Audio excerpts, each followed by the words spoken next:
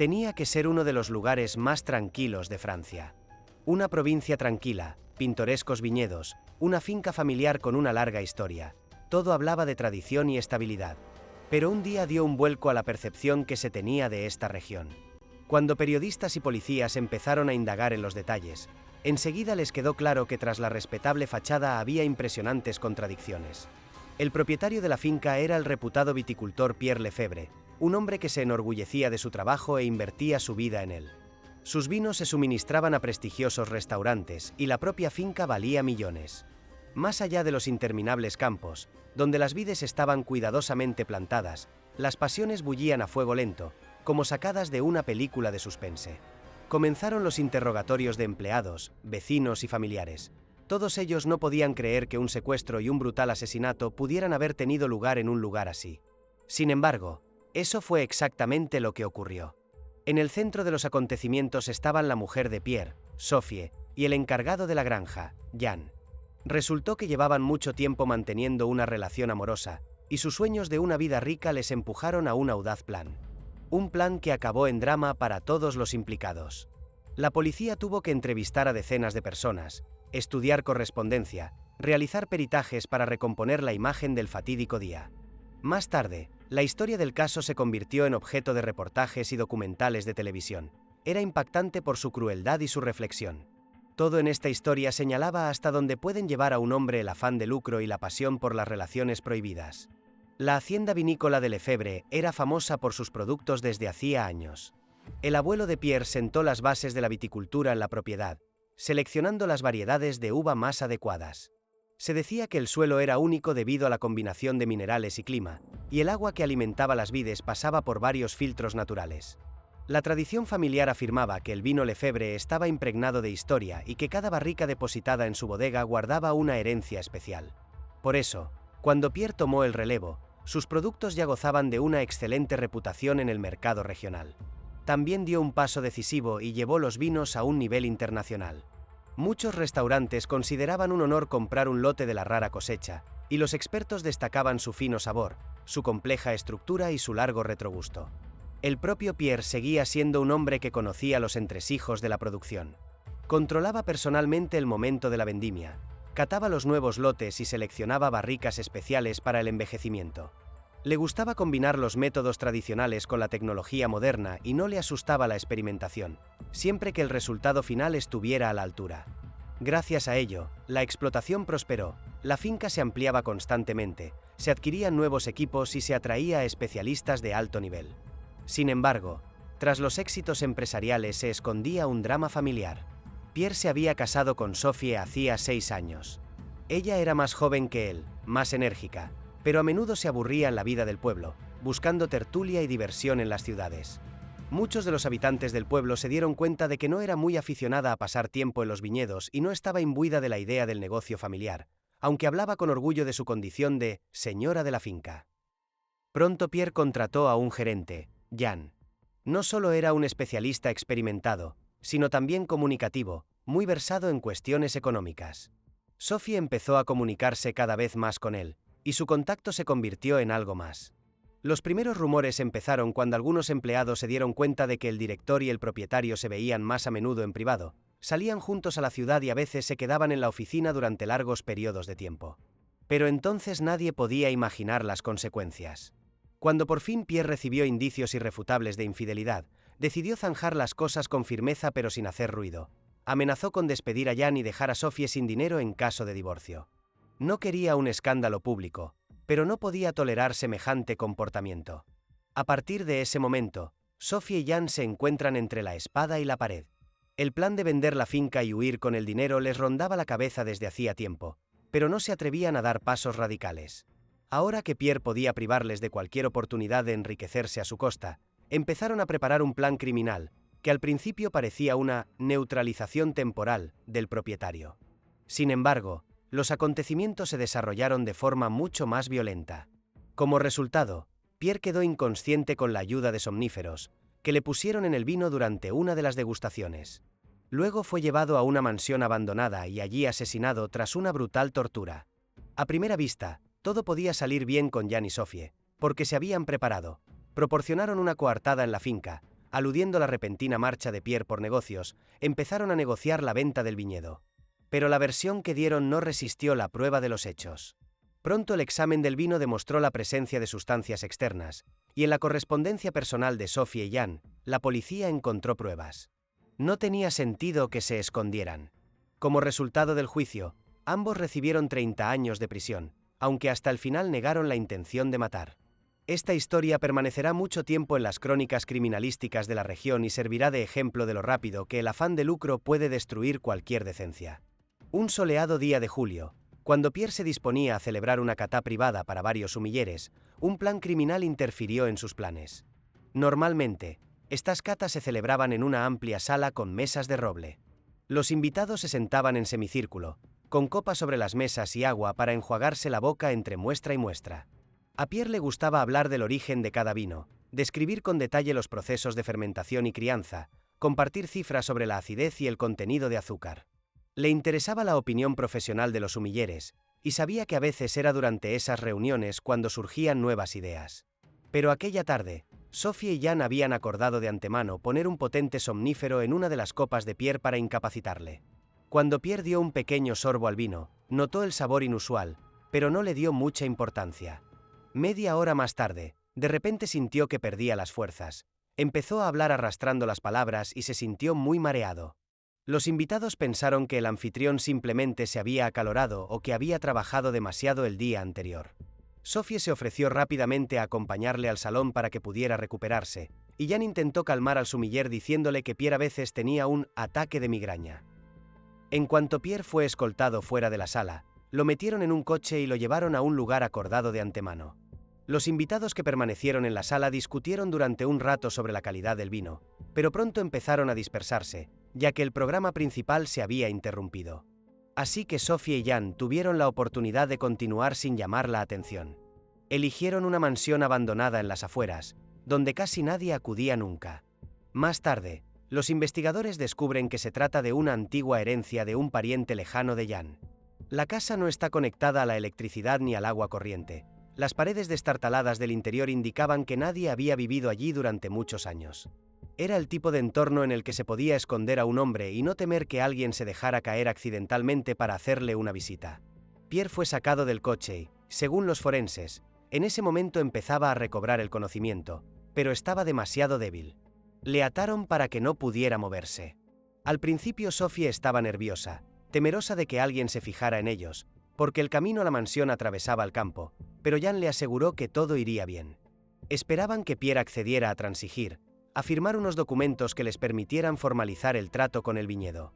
Pero Pierre era un hombre orgulloso y se dio cuenta de que se enfrentaba a una auténtica trama criminal. No IBA a cooper. A partir de ese momento se desencadenó una espiral de violencia que los propios participantes ya no pudieron detener. Según los forenses, Pierre presentaba múltiples golpes, signos de ataduras y, lo más importante, resultó que su sangre contenía altas concentraciones de somníferos. Para obtener una confesión o el consentimiento para firmar los papeles, Jan utilizó la fuerza, amenazó con métodos aún más terribles. Sophie, según su propia versión, se encontraba supuestamente en estado de shock, pero no abandonó la mansión ni llamó a la policía, por lo que, de hecho, participó en la retención. Durante la investigación, los expertos policiales llegaron a la conclusión de que Pierre no tenía ninguna posibilidad de sobrevivir mientras intentaban doblegarle física y mentalmente. Los conocedores del caso afirman que fue entonces cuando Pierre prometió llevar a ambos ante la justicia si lograba escapar, lo que finalmente decidió su destino. Según la lógica de los criminales, si sobrevivía, el misterio quedaría resuelto. Y al cometer el asesinato, esperaban darlo por perdido o hacer desaparecer el cadáver sin dejar rastro.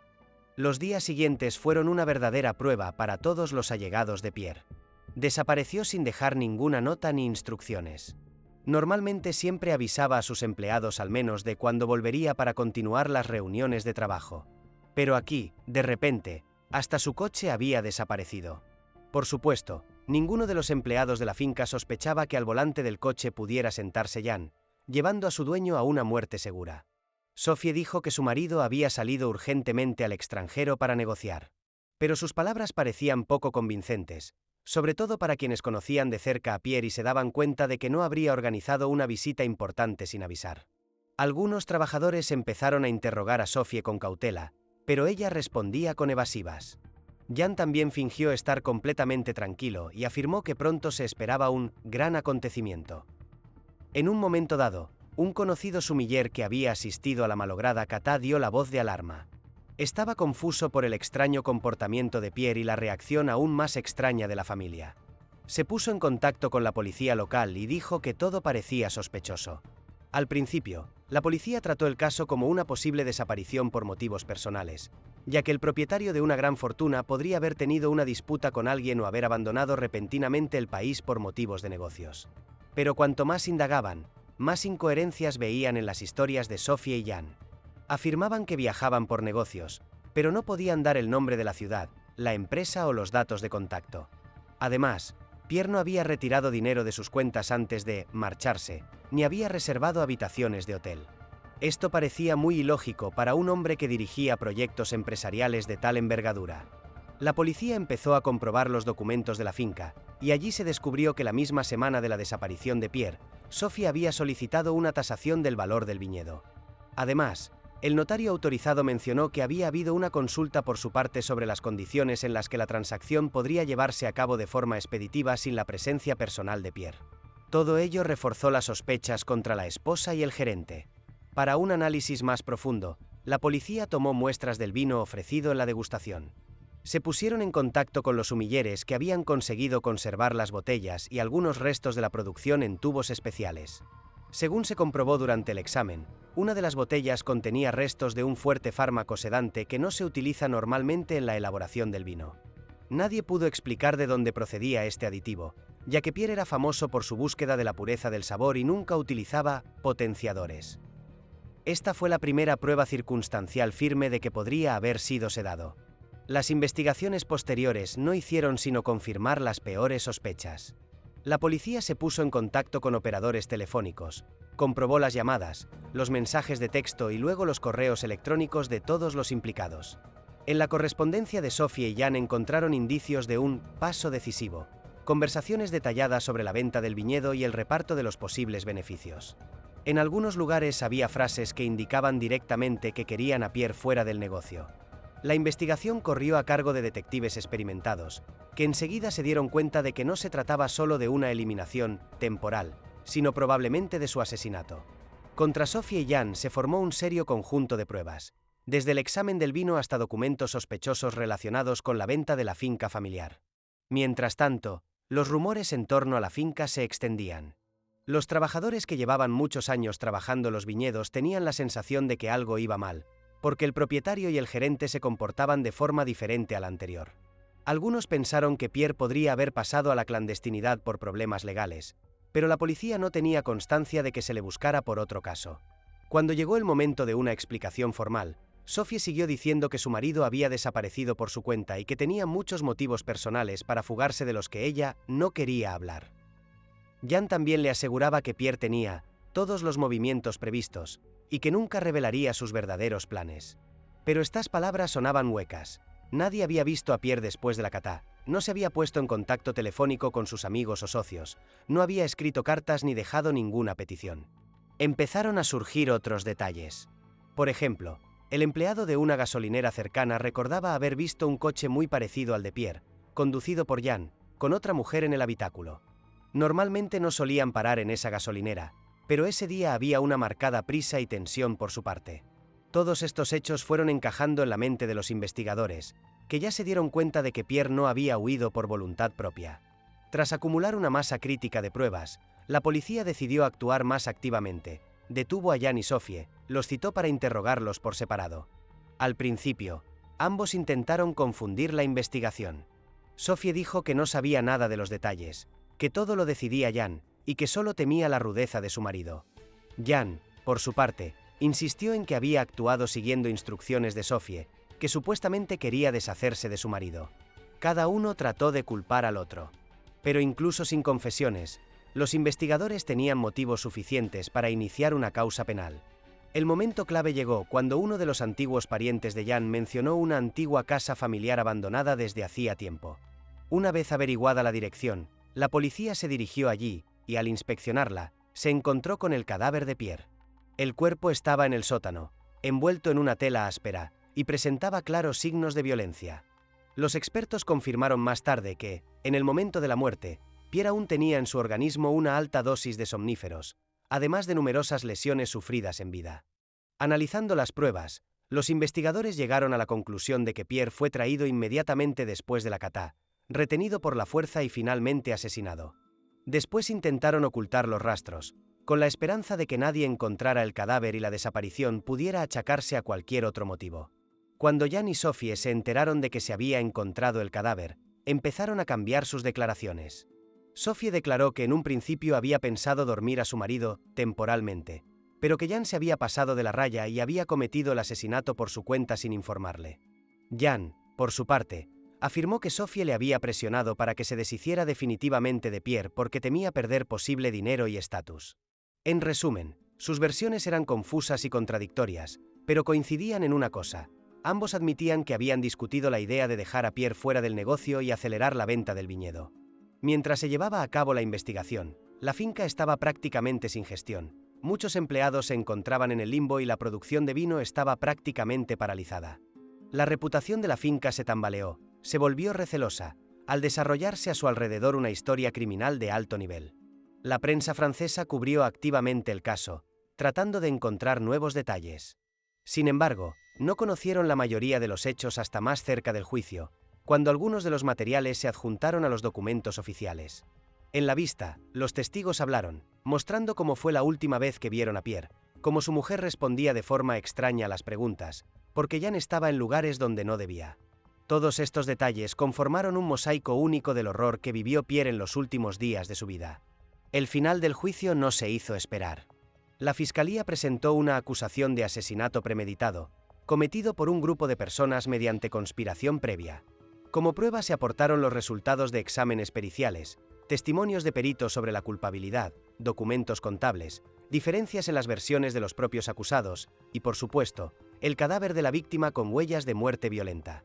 Sophie y Jan fueron declarados culpables y condenados a 30 años de prisión cada uno, sin posibilidad de libertad condicional en los próximos años. Así terminó trágicamente una historia de amor prohibido, codicia y traición que sacudió el campo francés y dejó claro lo peligrosa que es la combinación de interés propio e iniciativa criminal. Pero esto no es más que una visión general de la tragedia, y los detalles del caso, tal y como resultó, hicieron estremecerse incluso a los detectives más avezados. En las primeras semanas tras la desaparición de Pierre, los policías intentaron reconstruir sus últimos días en la finca. Interrogaron al cocinero, a los chóferes y a los temporeros para ver si alguien había notado algo raro. Encontraron personas que recordaban que Sophie había dicho más de una vez lo cansada que estaba de vivir bajo el control de Pierre. Jan se quejaba en susurros de que le pagaban mal y de que no le daban rienda suelta a los recursos financieros. Algunos decían que había gato encerrado entre el propietario y el gerente porque, al parecer, Pierre se había enfrentado a Jan por la falta de mercancía en el almacén. En otras palabras, el terreno para el conflicto estaba claramente abonado. Por otra parte, cuando los preparativos oficiales de la catá estaban en marcha, Pierre intentaba reunir algunas variedades raras para impresionar a los sumilleres y periodistas. Tenía la intención de ampliar su mercado y quizá enviar un nuevo lote a Asia. La gran catá requería una preparación minuciosa, seleccionar las muestras, preparar la sala, coordinar el tiempo con los invitados. Fue entonces cuando Sophie y Jan vieron una buena oportunidad para introducir un somnífero en una de las muestras, ya que en presencia de extraños les resultaba más fácil justificar el repentino deterioro de Pierre. Estrés, fatiga, edad, exceso de trabajo. Y los periodistas, por regla general, aceptaban de buen grado cualquier explicación oficial, porque no todos los días se puede asistir a actos privados en bodegas famosas. Cuando Pierre perdió el conocimiento, lo sacaron prácticamente a la vista de los presentes, pero nadie se dio cuenta de que lo estaban secuestrando. Sophie interpretó el papel de la esposa preocupada que se lleva a su marido, mientras Jan explicaba con seguridad que el anfitrión necesitaba paz. Se invitó a los invitados a continuar la catá sin el protagonista, ya que el vino sobraba, y algunos sumilleres incluso aprovecharon el momento para probar tranquilamente variedades raras sin distraerse con los discursos de Pierre. Una de las participantes recordó más tarde que sí notó la palidez del anfitrión y su incomprensible comportamiento, pero decidió que se había puesto enfermo debido al calor y la tensión. Nadie podía imaginar que en ese mismo momento Pierre estaba siendo subido inconscientemente a un coche y conducido al lugar de ejecución. Cuando se conocieron los detalles de la tortura, los expertos se quedaron estupefactos ante la sangre fría con que Jan había actuado para obligar a Pierre a firmar documentos adicionales.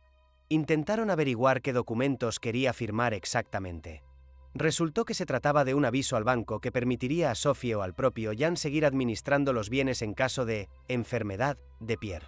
Más tarde, la investigación encontró borradores de dicha notificación, que incluían firmas similares a las de Pierre, pero hechas de forma chapucera, obviamente bajo coacción. Sin embargo, estos documentos carecían de fuerza legal, y los asesinos se dieron cuenta de ello. Pero en aquel momento probablemente aún tenían la esperanza de que no fuera fatal, aunque todo indicaba que sería demasiado arriesgado para ellos devolver a Pierre con vida. Durante mucho tiempo Sophie había dicho que Jan era el único culpable del asesinato, y había intentado disuadirle de tomar medidas extremas. Sin embargo, los investigadores no aceptaron esta versión, porque todas sus acciones indicaban lo contrario. Ella misma se puso en contacto con abogados, buscó compradores y estableció contactos con intermediarios. También dio los primeros pasos para comprar somníferos. Fue varias veces a la farmacia, tratando de encontrar el medicamento sin receta, y luego pidió ayuda a una enfermera conocida, inventándose historias de insomnio grave. Todo ello fue cuidadosamente rastreado en sus llamadas telefónicas y mensajes SMS. En el juicio, el fiscal subrayó que las acciones de Sophie estaban claramente motivadas por su propio interés. No solo quería deshacerse de su marido, sino también hacer efectivo rápidamente su patrimonio para que ella y Jan pudieran abandonar la región. Probablemente planeaban trasladarse a otro país, en algún lugar de la costa, comprar una casa allí y vivir sin el marido y las convenciones que habían estorbado a Sophie durante tanto tiempo. Según el abogado que representaba a la familia Lefebvre, fue especialmente duro ver a los padres de Pierre, que no podían creer que su nuera hubiera decidido cometer un asesinato. El padre y la madre de Pierre eran ya ancianos, vivían en otra ciudad y solo acudían ocasionalmente a la finca. Esperaron hasta el último momento que su hijo apareciera con vida. Pero cuando se descubrió el cadáver, su estado de ánimo rozaba el shock, y al conocer los detalles de la tortura, se negaron a asistir a las reuniones para no escuchar toda la truculenta historia. La familia interpuso una demanda para privar a Sophie de todos sus derechos sucesorios, y el tribunal accedió a esta petición. De hecho, Sophie se quedó sin nada. Jan tampoco podía esperar clemencia, porque las pruebas de su implicación en la violencia eran demasiadas. Cuando el caso llegó a juicio, los acusados se comportaron de forma diferente. Sophie lloró y afirmó que quería a su marido, pero que se había dejado influenciar por el director. Jan, por su parte, mantuvo una fría calma e intentó explicar con lógica que no planeó el asesinato, sino que solo quería proteger a Sophie de las amenazas de Pierre, que supuestamente tramaba algo malo. Por supuesto, tales explicaciones no resistieron ninguna crítica, porque las pruebas hablaban por sí solas. El jurado escuchó a los expertos, que describieron detalladamente la composición química de los somníferos y las lesiones en el cuerpo de la víctima. El ambiente sombrío de las sesiones se vio agravado por el hecho de que el fiscal mostró fotos de la mansión abandonada y de las armas que se encontraron cerca. Todos se dieron cuenta de que no se trataba de un breve arrebato de ira, sino de un plan premeditado. El factor clave en la sentencia fue precisamente la existencia de una conspiración previa, así como un claro propósito interesado. El juez no vio circunstancias atenuantes. Sophie y Jan no admitieron plenamente su culpabilidad, sino que intentaron justificar sus actos con mentiras y recriminaciones mutuas. El jurado deliberó y decidió que las acusadas merecían la pena máxima prevista en los artículos pertinentes. En consecuencia, cada uno de ellos fue condenado a 30 años de prisión que deberán cumplir en una prisión de máxima seguridad. No había posibilidad de libertad condicional, ya que el asesinato se había cometido con especial crueldad y por motivos mercenarios. El veredicto si pronunció en una sala abarrotada. Los periodistas grabaron cada palabra, y los residentes de la provincia que acudieron a la vista dijeron que no recordaban un caso tan sonado desde hacía décadas. Tras conocerse el veredicto, Sophie se cubrió la cara con las manos y se echó a llorar. Jan se limitó a bajar la cabeza con gesto adusto. La defensa intentó pedir un nuevo juicio, pero el juez dijo que todas las pruebas eran irrefutables y que la sentencia se ajustaba a la gravedad del crimen. La familia de Pierre, presente en la lectura del veredicto, lo tomó como un justo castigo. No intentaron pronunciar ni una sola palabra ante Sophie y Jan. Todo parecía dicho por la investigación y el tribunal. Todos comprendieron que el precio de esta justicia era demasiado alto. La vida de un hombre que se había esforzado por preservar el honor de su familia y había puesto su corazón y su alma en la viticultura. La historia de Pierre Lefebvre terminó trágicamente, y para Sophie y Jan comenzó una larga serie de años en prisión, donde tendrán que darse cuenta del horror de lo que habían hecho.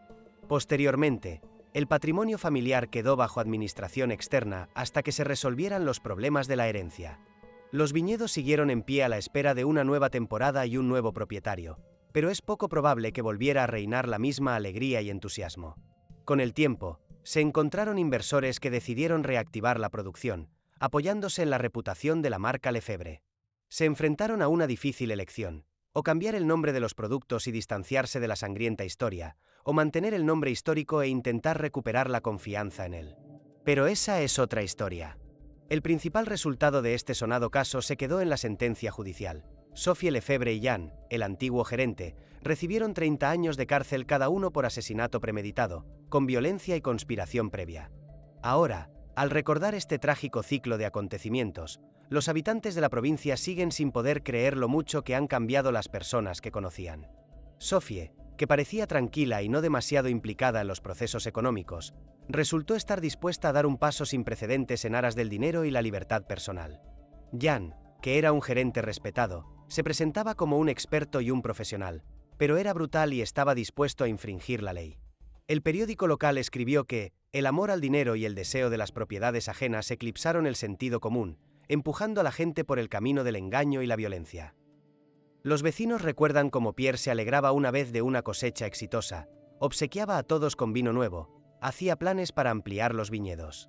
Quería transmitir este negocio a sus hijos, aunque él y Sophie no tenían ninguno, pero pensaba que en el futuro aparecerían y continuarían la tradición. Ahora esos planes solo quedaban como un fantasma en las bodegas abandonadas. La conclusión de los procedimientos judiciales fijó el final del caso. Los culpables recibieron sus condenas, y la herencia, que valía millones, quedó en el limbo. Los investigadores y los jueces no dudaron de la exactitud del veredicto. Sophie y Jan habían acudido deliberadamente al asesinato, se habían dado cuenta del riesgo, habían previsto muchos detalles, y por tanto, debían responder con todo el peso de la ley. Recibieron su castigo: 30 años de cárcel, sin ningún favor. Ese fue el final de la historia, que conmocionó a toda la provincia francesa y demostró que incluso en lugares tranquilos y aparentemente prósperos pueden esconderse las intenciones más oscuras. El vino de Lefebvre seguirá bebiéndose y discutiéndose, pero siempre recordando el terrible precio pagado por su último lote.